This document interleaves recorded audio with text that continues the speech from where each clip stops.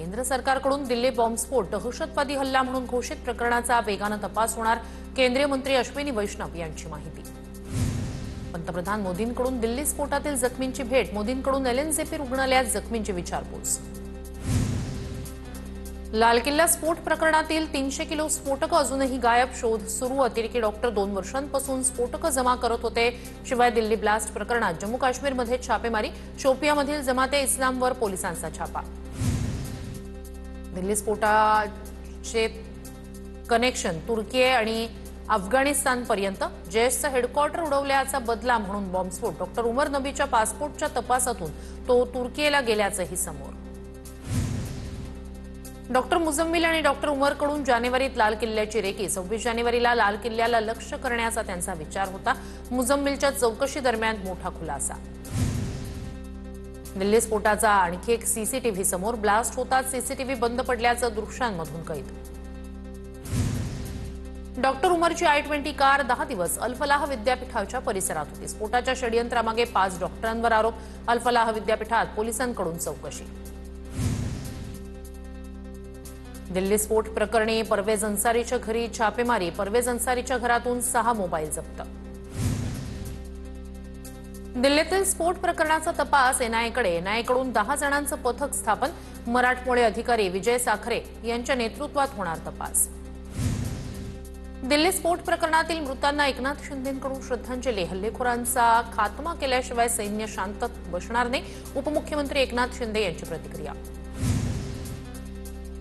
मुंबईत ठाकरे सेना आणि भाजपच्या कामगार संघटना आमने-सामने, सांताक्रूजमधील हॉटेल ताजमध्ये दोन्ही संघटनांची एकमेकांविरोधात घोषणाबाजी। भाजपनं कामगार कर्मचारी संघ स्थापन केल्यानं शिवसेना आक्रमक, कामगार नसतानाही जबरदस्तीनं युनियन स्थापन केल्याचा ठाकरेंच्या कामगार सेनेचा आरोप। मनसे नेते राजू पाटील यांचे भाऊ विनोद पाटील यांची ईडीकडून 10 तास चौकशी, ईडीकडून विनोद पाटील यांची पुन्हा चौकशी होणार। लोढा ग्रुपमध्ये भ्रष्टाचार प्रकरणात विनोद पाटील आरोपी। मुख्यमंत्री देवेंद्र फडणवीस यांनी छगन भुजबळांची घेतली भेट, एशियन हार्ट इन्स्टिट्यूटमध्ये जाऊन भुजबळांची घेतली भेट। काही दिवसांपूर्वीच भुजबळांवर हृदयाची शस्त्रक्रिया पार पडली। फडणवीसांनी रुग्णालयात जाऊन भुजबळांच्या तब्येतीची केली विचारपूस। परळीत स्वबळावर की युतीत लढायचं यावर 17 तारखेला निर्णय होईल। नगरपालिकेत मुंडे भाऊ बहिणीच्या युतीवर पंकजा मुंडेंची प्रतिक्रिया। सिंधुदुर्गच्या ओरोसमध्ये भाजप आणि शिंदेंच्या सेनेची बैठक, राणे सिंधुदुर्ग जिल्ह्यात येत आहेत। युतीबाबत पुढील निर्णय होऊ शकतो, युती झाली नाही तर आम्हाला स्वबळावर लढावं लागेल, दीपक केसरकर यांची प्रतिक्रिया। सोलापूरच्या कोर्डुवाडी नगर परिषदेत शिंदेंची सेना आणि शरद पवारांची राष्ट्रवादी एकत्र, माढ्याचे खासदार धैर्यशील मोहिते पाटील यांची मध्यस्थी यशस्वी। राष्ट्रवादी आणि शिवसेनेचे प्रत्येकी 10 जागा लढवण्याचा निर्णय, नगराध्यक्षपदाचा उमेदवार एकनाथ शिंदेंच्या शिवसेनेचा असणार। संभाजीनगर जालन्यात स्थानिक निवडणुकीत वंचितला सोबत घेणार, काँग्रेस खासदार कल्याण काळे यांची माहिती। तानाजी सावंत यांचे बंधू शिवाजी सावंत यांचा आज भाजप प्रवेश, पवारांच्या राष्ट्रवादीचे सुभाष पवार यांचीही भाजपवासी होणार। भाजप प्रदेशाध्यक्ष रवींद्र चव्हाण यांच्या उपस्थितीत पक्षप्रवेश होणार। आज सकाळी 11 वाजता पक्षप्रवेश पार पडणार। डहाणूचे माजी नगराध्यक्ष रवींद्र फाटक यांचा शिंदेंच्या सेनेत प्रवेश, उपमुख्यमंत्री एकनाथ शिंदे यांच्या उपस्थितीत पक्षप्रवेश। फाटक यांच्या प्रवेशामुळे डहाणू नगर परिषद निवडणुकीत समीकरण बदलणार। धुळ्याच्या दोंडाईचामध्ये महाविकास आघाडीला धक्का, 4 माजी नगरसेवकांचा भाजपमध्ये प्रवेश, मंत्री जयकुमार रावल यांच्या उपस्थितीत पक्षप्रवेश। जळगाव पालिका निवडणुकीच्या तोंडावर ठाकरेंची शिवसेना आणि पवारांच्या राष्ट्रवादीला धक्का, मंत्री गुलाबराव पाटील यांच्या उपस्थितीत माजी नगरसेवक अण्णा भापसे यांचा शिंदेंच्या शिवसेनेत प्रवेश। लोणावळा नगर परिषद निवडणुकीच्या पार्श्वभूमीवर महायुतीत मतभेद, राष्ट्रवादीशी युती न करण्याची भाजपची भूमिका, आमचा पक्ष स्वतंत्रपणे निवडणूक लढवणार, भाजपच्या सुरेखा जाधव यांची प्रतिक्रिया। अहिल्यानगरच्या पारनेर नगर पंचायतीच्या नगराध्यक्षपदाचा पदभार मवियाच्या विद्या कावरे यांनी स्वीकारला। नुकतीच विद्या कावरे यांनी 6 मतांनी विजय संपादन करत नगराध्यक्षपदाला गवसणी घातली। कोल्हापुरात स्थानिक स्वराज्य संस्था निवडणुकीत महायुतीत ठेणगी, चंदगडमध्ये युतीसाठी आमदार शिवाजी पाटील यांनी प्रतिसाद दिला नसल्याचा मंत्री हसन मुश्रीफ यांचा दावा। तो मुश्रीफांची 2 वेळा चर्चा, मात्र मला गाफील ठेवलं, शिवाजी पाटील यांचं वक्तव्य। माजी मंत्री जयदत्त क्षीरसागर अजित पवारांच्या राष्ट्रवादीच्या वाटेवर लवकरच पक्षप्रवेश होणार असल्याची सूत्रांची माहिती। जयदत्त क्षीरसागर 4 टर्म आमदार म्हणून बीड विधानसभा मतदारसंघातून निवडून गेले। अहिल्यानगरच्या खारेकर्जुने गावात बिबट्याचा 5 वर्षाच्या मुलीवर हल्ला। प्रियांका पवार असं चिमुकलीचं नाव। एमआयडीसी पोलीस आणि वनविभागाकडून चिमुकलीचा शोध सुरू, मात्र अंधार असल्यानं शोधकार्यात अडथळा। अहिल्यानगरचे पालकमंत्री राधाकृष्ण विखे पाटील यांच्याकडून वनाधिकाऱ्यांवर प्रश्नांची सरबत्ती। वाढलेल्या बिबट्यांच्या हल्ल्यांसंदर्भात ज्या उपाययोजना केल्या जात आहेत त्याबद्दल विखेंकडून नाराजी व्यक्त। रायगडच्या संदेरी गावातील शेतात 2 बिबट्याचे बछडे आढळल्यानं खळबळ। नागरिकांनी हे बछडे वनविभागाच्या अधिकाऱ्यांच्या ताब्यात दिले। रायगडमध्ये धार्मिक जयघोषानंतर शिक्षकाकडून विद्यार्थ्याला मारहाण।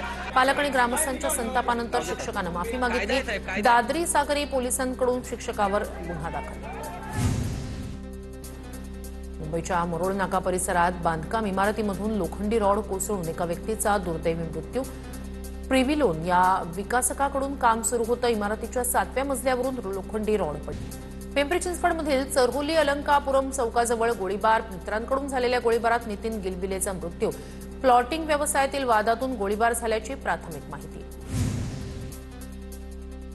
अमरावतीच्या बडनेरात लग्नाच्या स्टेजवरच नवरदेवावर जीवघेणा हल्ला। बडनेरातल्या साहिल लॉन्समध्ये मित्रांनं जुन्या वादातून नवरदेवावर चाकून हल्ला चढवला।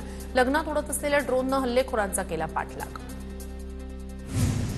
डोंबिवलीत तरुणाच्या हत्येप्रकरणी 6 जणांना अटक। हॉटेलमध्ये धक्का लागल्याच्या वादातून तरुणाची करण्यात आली होती हत्या। नवी मुंबईच्या निरुळमध्ये घरफोडी करणाऱ्या आसाममधील आरोपीला पोलिसांकडून अटक। आरोपी आसामहून विमानानं येऊन चोरी करत होता। पोलीस निरीक्षक ब्रह्मानंद यांच्याकडून 5 घरफोडींमधील 100% माल हस्तगत करण्यात यश। केईएम आणि कूपर रुग्णालयाबाबत मोठी घोषणा। महापालिका रुग्णालयाच्या दरातच खासगी रुग्णालयात विविध वैद्यकीय चाचण्या करता येणार। भाजप मुंबई अध्यक्ष अमित साटम यांनी दिली माहिती। आगामी पालिका निवडणुकीच्या पार्श्वभूमीवर नंदुरबार पोलीस सतर्क। शहरात येणाऱ्या प्रमुख रस्त्यांवर पोलिसांकडून नाकाबंदी करत वाहनांची तपासणी।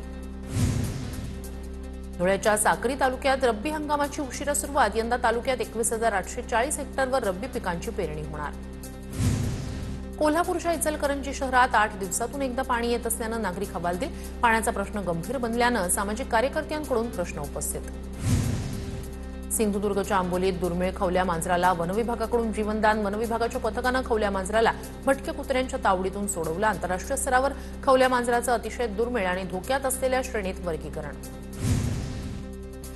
धाराशिवमध्ये उसाच्या दरावरून स्वाभिमानी शेतकरी संघटना आक्रमक। शेतकऱ्यांच्या उसाला 3,500ची पहिली उचल देण्याची स्वाभिमानीची मागणी पूर्ण न झाल्यास ऊसतोड बंद करण्याचा इशारा।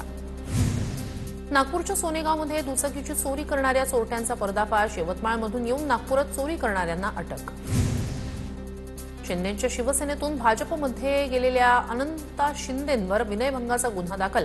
कंपनीत काम करणाऱ्या महिलेकडे शारीरिक सुखाची मागणी केल्याचा आरोप। बुलढाणा जिल्ह्यात नाफेडच्या नव्या नोंदणी प्रक्रियेमुळे शेतकऱ्यांना मनस्ताप। सोयाबीन खरेदी विक्रीसाठी बायोमेट्रिक पडताळणी बंधनकारक असल्यानं शेतकरी अडचणीत। वयोवृद्ध शेतकऱ्यांच्या हाताचे ठसे उमटत नसल्यानं नाहक त्रास। बुलढाण्यात ठाकरेंच्या शिवसेनेकडून मलकापूर उपजिल्हा रुग्णालयाचं रेफर टू बुलढाणा नामकरण। रुग्णांना किरकोळ तपासणीसाठी देखील बुलढाण्याला पाठवण्यात येत असल्याचं शिवसेनेचं म्हणणं। 8 दिवसात परिस्थिती न सुधारल्यास शिवसेनेकडून टाळं लावा आंदोलनाचा इशारा। राज्यात एसटी महामंडळानं ऑनलाईन तिकीट बुकिंगमध्ये घेतली भरारी।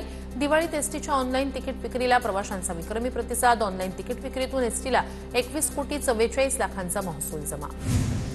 न्यायालयीन कार्यवाहीचं थेट प्रक्षेपण करण्याबाबत मुंबई उच्च न्यायालयाकडून नोटीस जारी।